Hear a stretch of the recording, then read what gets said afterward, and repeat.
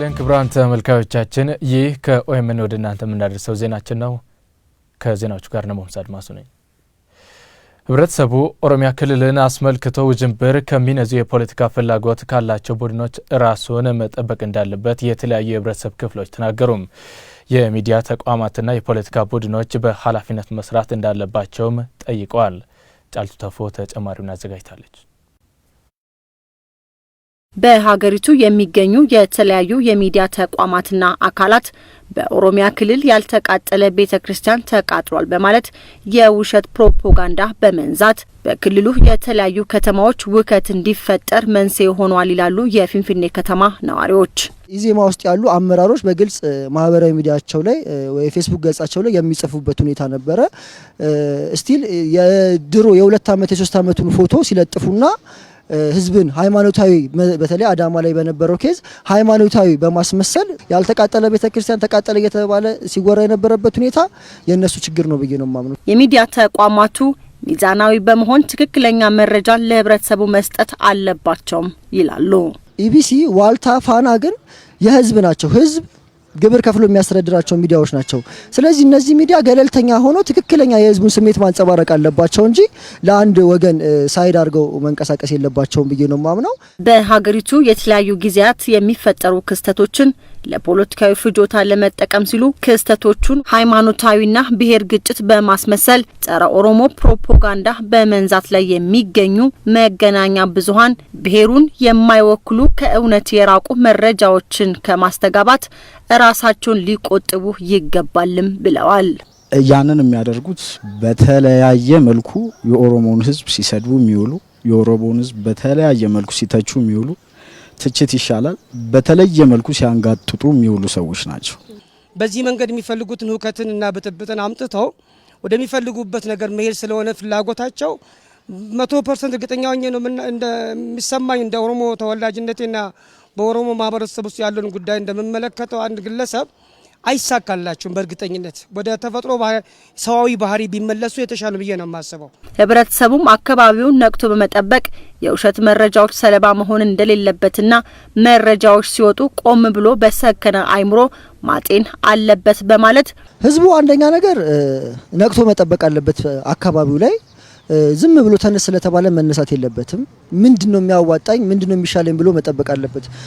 ብዙ ጊዜ ችግር እየተፈጠረ ያለው የውሸት ወሬ የመናፈስ ሁኔታ ነው። ስለዚህ ማህበረሰባችን ከዚህ ነገር ቆም ብሎ አስቦ ምንድነው እውነታው ምንድነው የሚለው ነገር ማየት አለበት ብዬ አምናለሁ። በአሜሪካ ሎስ አንጀለስ የኢትዮጵያ ቆንጽላ ካውንስለር ዶክተር ብርሃነ መስቀል አበበሰኝ 21ኛውን ክፍለ ዘመን የሚመጥን ስር ነቀል አገራዊ አቅጣጫና የትርክት ለውጥ ለኢትዮጵያና ለኢትዮጵያ ህዝብ ያስፈልጋል አሉ። ዶክተር ብርሃነ መስቀል አበበሰኝ በፌስቡክ ገጻቸው ባሰፈሩት ጽሁፍ የዛሬው ትግልም የእኔ አባት ካንተ አባት ይበልጣል በሚሉ የጭሰኛው ስርዓት ባለቤት ነን ብለው በሚያምኑና በዚያ ታሪክ በሚኮሩ እንዲሁም ያንን የክብር ታሪክና ወርቃማውን ደጉን ዘመን እንመልሳለን በሚሉ ወገኖች በአንድ ወገንና በራሳቸው መሬት ላይ ባሪያ ሆነው ሲሶ እየሰፈሩ ይኖሩ የነበሩትና ያ የውርደት ታሪክና የውርደት ዘመን ከሞት አይነሳም ተመልሶም በእኛ ላይ አይጫንም በሚሉ የጭሰኛው ልጆች በነበሩ መካከል የሚደረግ የትውልዶች ትግል ተደርጎ ለዛሬው ትውልድና ለኢትዮጵያ ህዝብ ቀርቧል ብለዋል።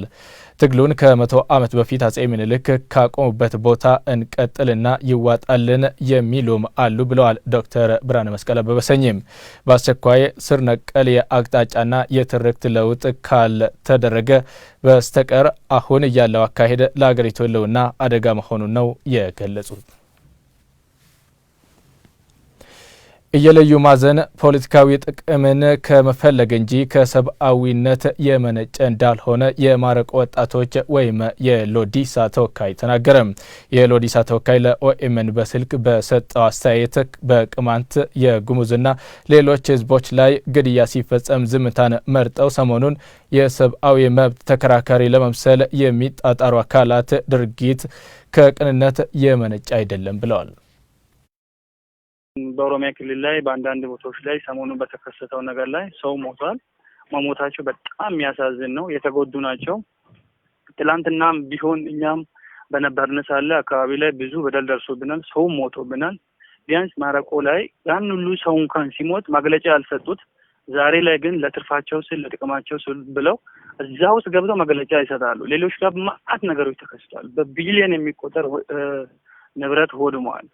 ስለዚህ እንደዚህ አይነት ነገሮች እንኳን መስጠት ቢችሉ እንኳን መግለጫ እንኳን የመስጠት የሚችሉ ቢሆን ኖሮ ከዛሬ 2-3 ወር በፊት ብዙ ቦታዎች ላይ ብዙ ሰው ሞተዋል። መስጠት ይችሉ ነበር። ለምሳሌ ማረቆ ላይ እስከ 50-60 የሚሆኑ ሰዎች ሞተዋል፣ ንብረት ወድመዋል። ቅማንት አካባቢ ላይ ብዙ ሰው ሞተዋል። ደቡብ ላይ ለምሳሌ ጉማይድ አካባቢ ላይ ብዙ ሰው ሞተዋል። ሲዳማ ላይ ብዙ ሰው ሞተዋል። ቤንሻንጉል አካባቢ ላይ ብዙ ሰው ሞተዋል። ያን ሁሉ እንኳን ዘግበው መስጠት እንኳን ወይም መግለጫ መስጠት ይችሉ ነበር። ዛሬ ላይ ግን ኦሮሚያ ላይ ብቻ የሆነ ነገር ስለተከሰተ ኦሮሚያን ፎከስ አድርገው ወይም ጆሃር መሐመድን ፎከስ አድርገው ወይም OMNን ፎከስ አድርገው ወይ ሳምበዲን ፎከስ አድርገው መግለጫ መስጠታቸው ሌላ ጥቅም ለማፈለግ ወይም ራሳቸውን ነገ የሆነ ጥሩንን ለማለት አስበው የሰጡት መግለጫ ስለሆነ እኩልነት መስራት የሚችሉ ከሆነ ሁሉም ጋር ልክ እንደ ጆሃር መሐመድ የትም ብሔር ሳይለዩ ቀለም ሳይለዩ ሀብታም ነው ሳይሉ ደሃ ነው ሳይሉ ትንሽ ብሔር ነው ትልቅ ብሔር ነው ሳይሉ ለማንም እኩል ፍትሃዊነት ባለው መልኩ መስጠት ይችላሉ። ይሄን እንኳን አቋም ካላቸው ማለት ነው። ስለዚህ አሁን እያደረጉ ያሉት የሆነ ትኩረት ያደረገው ግለሰቦችን ወይም ግሩፕን ወይም የተወሰነውን ነገር ጥቅም ለማግኘት አስበው የሰጡት ጋዜጣዊ መግለጫ ስለሆነ ይሄንን እኛ በጽኑ የምንቃወም መሆኑን ያው እንገልጻለን። የማረቆ ብሔረሰብ ለዘመናት መብቱን ተነፍጎ መቆየቱን የተናገረው የሎዲሳ ተወካይ ህዝቡ ራሱን በራሱ ማስተዳደር አለበት ብሏል። ስንት 17 ዓመት ሙሉ ደብዳቤ በእጅ ይዘን የተሰጠውን ይሰጥ የተባለውን በእጅ ይዘን ይሰራላችሁ ተብሎ በእጅ ይዘን ሁሉ ነገር በእጃችን በወረቀት ያለውን ነገር አካን ስንንከራተት ስንደባደብ ስንገደል የሲዳማ አርነት ንቅናቄ የሰሞኑ የኢዜማ መግለጫ ተስፋ የመቁረጥና ደጋፊን ለማሰባሰብ ዓላማ ያለው እንደሆነ ተናገረም። የድርጅቱ አካሄድና የአህዳዊነት ስርዓት ለመመለስ በተለያዩ አካላት የሚደረግ ሙከራ ለኢትዮጵያ ብሔሮችና ብሔረሰቦች የማይበጀ እንደሆነ ነው የሲዳማ አርነት ንቅናቄ ዋና ጸሐፊና የድርጅት ጉዳዮች ኃላፊ አቶ ለገሰ ላንቀሞ ለኦኤምኤን የተናገሩት። ደጀኔ ጉተማ ነው በስልክ ያነጋገራቸው። እንግዲህ ኢዜማ የሚያወጣው መግለጫ ያለፈውን ነው የስርዓት ምኞት ነው የሚገልጸው። ሰው ልጅ ወደ ኋላ አይሄድም ወደፊት እንጂ በአሁኑ ሰዓት በአንደኛው ክፍለ ዘመን ላይ በአህዳዊ ስርዓት ወደ ኋላ የምንመለስበት ምንም ምክንያት የለም። ምኞቱና ፍላጎቱ ግን ወደ ኋላ በማየት ነው እየሰራ ያለው። ኢትዮጵያ አንድነት ብሎ የሚያወራበት ሰዓት ላይ ኢትዮጵያን አንድነት ኢትዮጵያ አሁንም አንድ ነች፣ ለወደፊትም አንድ ናት። ከአንድነት የሚከለክለው ነገር የለውም። ግን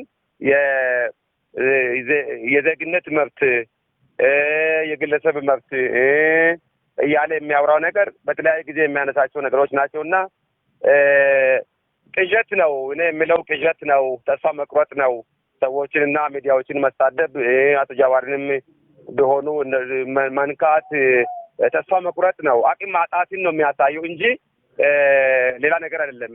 እኔ እንደሚያስበው የሚገመግመውም እንደዛ ነው። በጀዋር መሐመድ ላይ ነው ያተኮሩት። ለምን ይመስሉታል? ጀዋር ላይ መሐመድ ላይ የሚያተኩሩበት ምክንያት አላቸው። ምክንያቱም ጀዋር መሐመድ እያለ ያለው አብዛኛውን የኦሮሚያ በኢትዮጵያ ትልቅ ብሔር የሆነውን አካል ያለው ሌሎችም እንግዲህ ሶማሌ፣ አፋር፣ ሲዳማ ሌሎችም ቢሆኑ በአንድ ላይ ይሄዳሉና በጃዋር ይሄዳሉ። የጃዋርን አመለካከት ሊደግፉ ይችላሉ። ስለዚህ ጃዋር ላይ ካተኮርን ይሄ ነገር ወደ አህዳዊነት ልንመለስ እንችላለን ብለው ህዝቡንም ወደዛ ለመጎተት እንችላለን ብለው የሚያስቡት ነገር ነው። በጣም አመሰግናለሁ። ከልብ አመሰግናለሁ። እኔም አመሰግናለሁ። ሰሞኑን በአማራ ክልል ሰሜን ሸዋ ዞን በገምሹ በየነና የመንገድ ፕሮጀክት ማሽነሪ ላይ ጥቃት መፈጸሙን ተከትሎ የፕሮጀክቱ ሰራተኞች ወደ ፍንፍኔ ተመልሰዋል።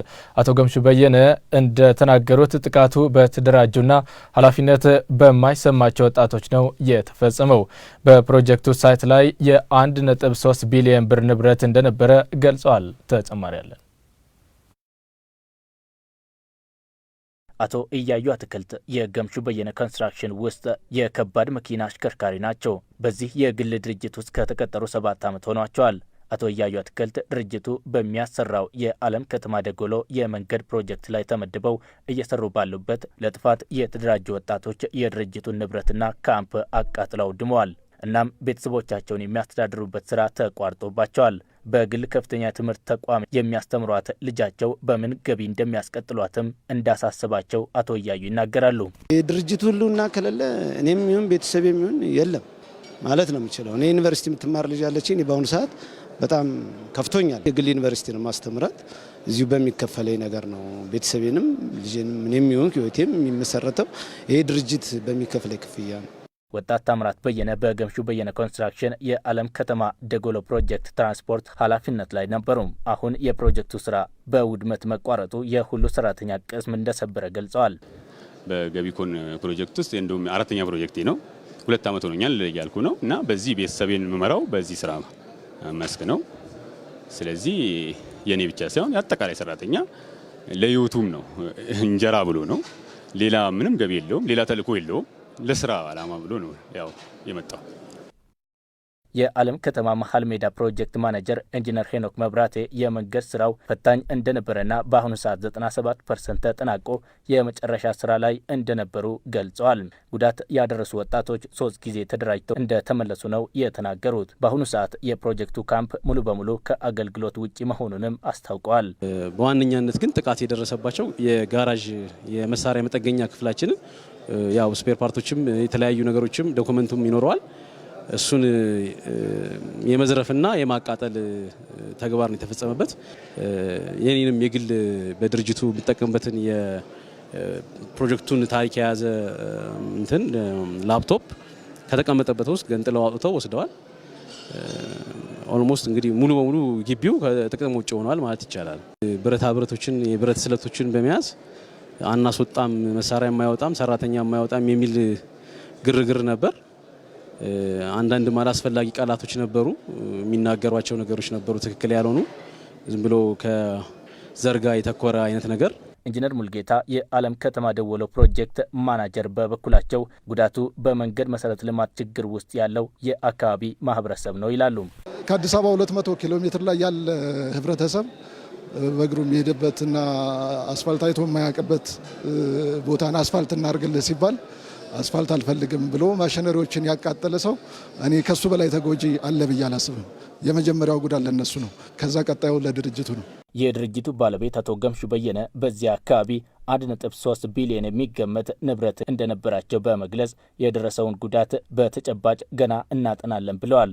የዓለም ከተማ ደጎሎና ዓለም ከተማ መሃል ሜዳ የመንገድ ፕሮጀክት ላይ የነበሩ ከ500 የሚበልጡ ሰራተኞችን በዋና መስሪያ ቤት እሊሊ ሆቴል የምሳ ግብዣ አድርገውላቸዋል። አቶ ገምሹ በየነ ሰራተኞቻቸው ምንም የስራና የደሞዝ ሁኔታ እንዳያሳስባቸው ቃል በመግባት ስነ ልቦናቸውን አረጋግተዋል።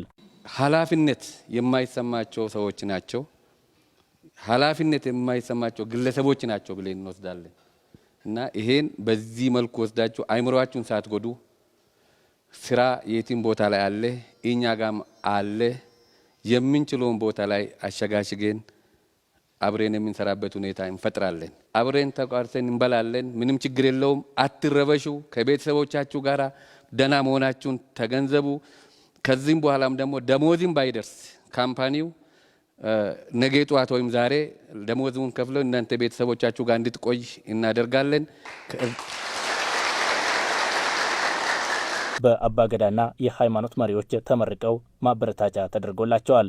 እኩለ ሌሊት ላይ ዋጫሌ ወረዳ ሙከቱሪ ከተማ ሲደርሱ የአካባቢው ቄሮዎች በጠዋት ቁርስ ጋብዘዋቸው እስከ ፍንፍኔ አምጥተዋቸዋል። የፍንፍኔ ቄሮዎችም መላው የኦሮሚያ ቄሮ መሰል የበጎ ተግባራቱን በተለመደው ጨዋነት እንዲቀጥልበት መልእክት አስተላልፈዋል። እኛ ጋር ያሉን ከሌላ ቦታ የመጡ ብሔር ብሔረሰቦችም ሊሆኑ ይችላሉ፣ ባለሀብቶች ሊሆኑ ይችላሉ። ንብረት እንደ ራሳችን ተንከባክበን አብረን መኖራችንን፣ ፍቅራችንን፣ መካፈላችንን እንደዚሁ እንቀጥላለን።